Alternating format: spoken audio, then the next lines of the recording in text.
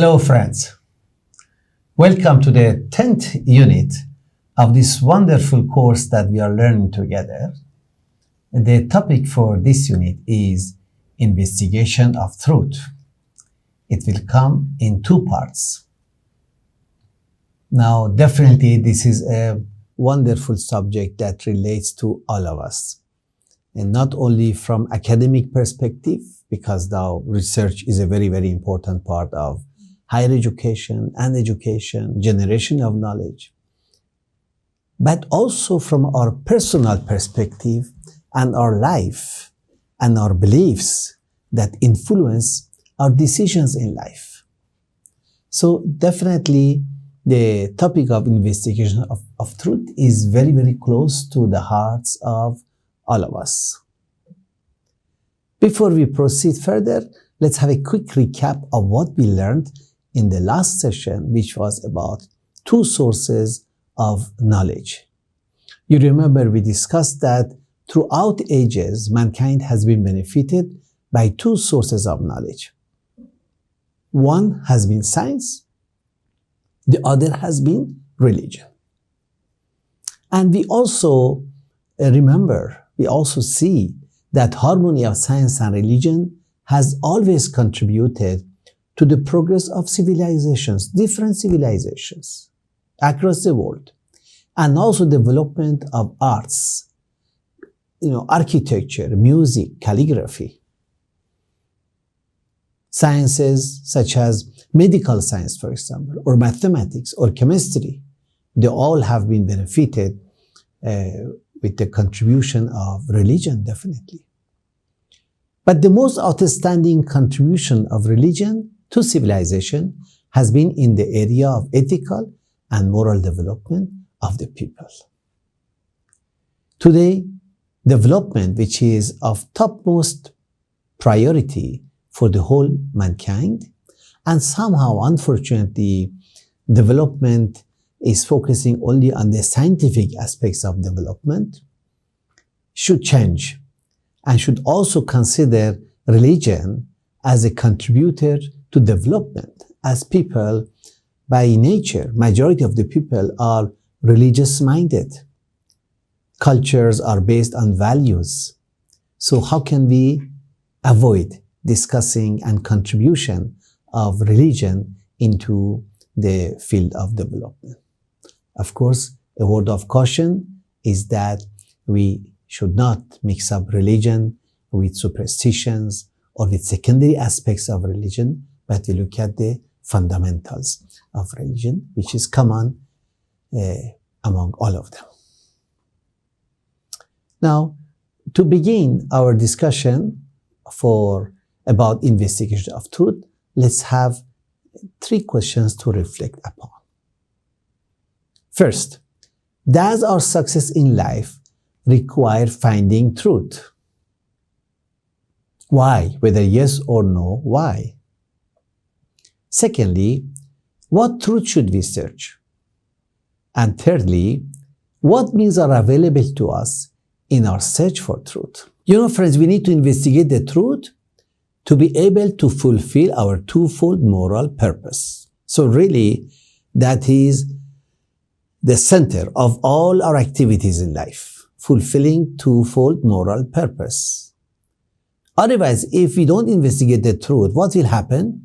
We may follow or promote something which is false. And obviously, by promoting something which is false, of course, we cannot fulfill our twofold moral purpose. As our twofold moral purpose is based on our noble reality, our true essence, so our search for truth must be based also on our understanding of human nature, both physical as well as spiritual nature. Such search will enable us to know our own self better, our innate nobility, and recognize what leads us to our success or to our humiliation. Self-knowledge is the starting point for fulfilling our twofold moral purpose and our journey towards our moral and intellectual development and becoming a protagonist in transforming the society. So you cannot do that blindly.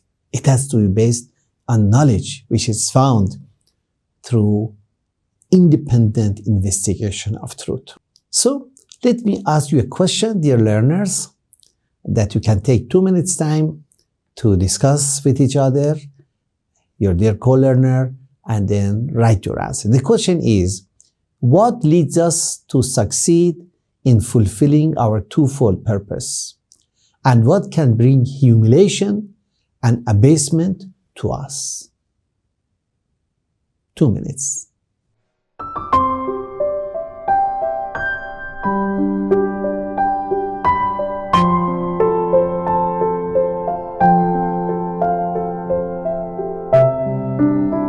Good question. As you see, I have two of dear colleagues here with us in this discussion. Mr. Parag Tandale, welcome. Thank you, sir. Mrs. Sally Dubash, welcome. Thank you, sir. And can I request you to please give your comments about this question? Sure, sir. Thank you. Definitely. Very interesting question, actually. So, there are certain aspects that will lead us to succeed in fulfilling our twofold moral purpose. So, those aspects are investigation of truth. Okay. So, finding out the truth from the right sources, basically. Then, building our moral capabilities, which include, I'm sure the learners will also remember, skills, concepts, the attitudes, spiritual qualities, and information. So, building our moral capabilities built on these 5 aspects, basically. Then, placing beauty in the core of our life. Okay. That is also very important aspect that will lead us to be successful in fulfilling our twofold moral purpose. As we discussed before, actually, beauty can function as one of the north poles for Exactly, our life, sir. to Yes. make sure it is there present Very true. Very in true. whatever we do or we think. Yes, yes. Yeah, please. And also another aspect which is very important is acquiring various types of knowledge such as science, art, and also spiritual knowledge. Wonderful. So these are the aspects which will lead us towards to be successful actually in our achieving our moral purpose. Yes, yes. But then there are certain aspects which will take us downwards. So failing to know our own self, our innate nobility, that will lead to humiliation and abasement. Yes, very true. And then maybe accepting superstitions, Yes.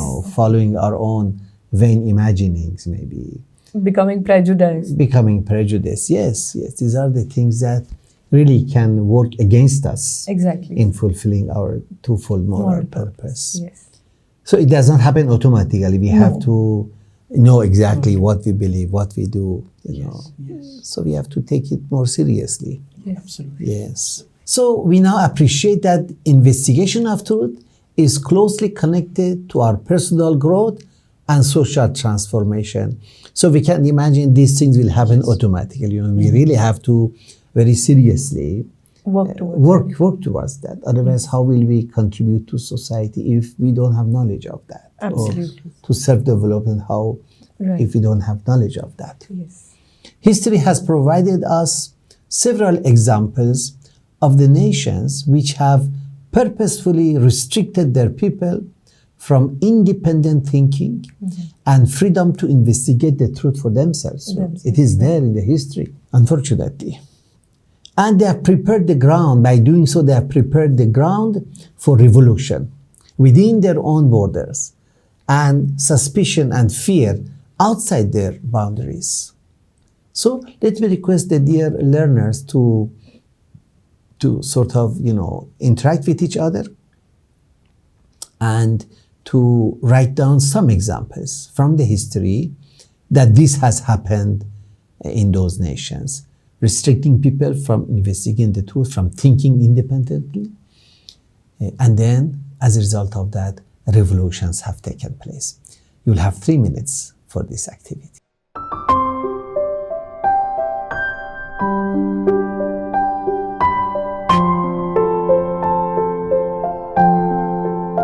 Okay, yes. History is the mirror. Yes. We absolutely. look into it, we can see the future. Yes, sir. So, Definitely. please, you give comment on this question. Yes, sir. The Actually, examples from history that people were restricted from independent thinking, right. and then subsequently they revolted against that Very regime. true. Yes, Very true. please. So, very apt example and very well-known example for all of us would be the Indian freedom movement, actually, Of which was course. against the British colonialism, wherein people were suppressed, people were not allowed to be, freely give their opinions, and there was suppression everywhere. Of course. And of course, it resulted into the Indian freedom movement, and the revolt was there. And of course, we know the other history after that. So, Sure. Indian freedom movement was one of the first example which came into my mind. Wonderful. And they are still being benefited. Absolutely, by the, sir. by the Yes. sacrifices of the The our great people predecessors. they have made. Yes, yes. Yes. Wonderful. Then second example is also French Revolution is the second example. Yeah. So the French monarchy, which no longer it was seen as a divinely ordained, because the kings, the monarchs who were there, they were just happy within themselves. And they just wanted to, just collect tax from people and not do their duties or take any kind of responsibility. Yes. So they were unable to adapt to the political and societal pressures that were being exerted on them. And the people, like the peasants and the bourgeois, were feeling very much suppressed because, in France also they had started, there was two different these classes, and one was absolutely working class and the other one was getting education but middle class. So both these classes were totally suppressed, and they were the one who were not able to raise their voice, and they started this revolution. Oh, thank you. Thank you. So suppression never succeeds. Absolutely Yes, not. And there yes. has to be a revolution to come out of it. Yes. Mr. Parag, you like to add something to this Sure, answer? sir. Sure. Please. So there's another revolution which is very famous. Is called as the American Revolution. So this American Revolution was an ideological and political revolution that occurred in British America. Okay. And then there is a second revolution was we call it as the Cuban Revolution. The Republic of Cuba at the turn of the 20th century was largely characterized by a deeply ingrained traditions of corruption, where political participation resulted in opportunities for elites to engage in wealth accumulation, and the poor become more poor. Yes. Yes. So there was a lot of suppression also Yes. Yes. of their freedom. Yes. Any more example do you have? Sure, sir. There are other revolutions also which have taken place in different countries. Basically, Haitian revolution is also which took place in Haiti is against that was against the French colonialism again. Right. So there also a lot of suppression was there, and anti-apartheid movement which was in South Africa. Yes. That is also a very well-known movement and revolution. Some other examples which have resulted as nations have purposefully restricted their people from independent thinking, as you had mentioned little while ago, Yeah. and freedom to investigate truth for themselves. Right. So, and rather use suppression to rule over the people. And this is how all these different, there are so many other examples also of revolutions. So Yes. these are few of the examples that we have shared here. Yes. Yes. Thank you. Thank you. Thank you. Good examples. Of course, some of our dear learners, they are younger than remembering even the latest examples that you gave. Right. But it's not difficult to look around even today Yes, and find absolutely. the examples which match. And learn with from those. this history. And learn Yes. from the history. Of course, we should learn from. That's why we have to study history. Right. We are happy that we have you with us who are from the history. Yes. And we are from science. Yes. Well, dear friends, dear learners, this brings us to the end of this session. We have finished the part 1 of the unit 10. See you soon again for the part 2 of this interesting unit, which is focusing on investigating the truth. Thank you very much. Thank you. Thank you.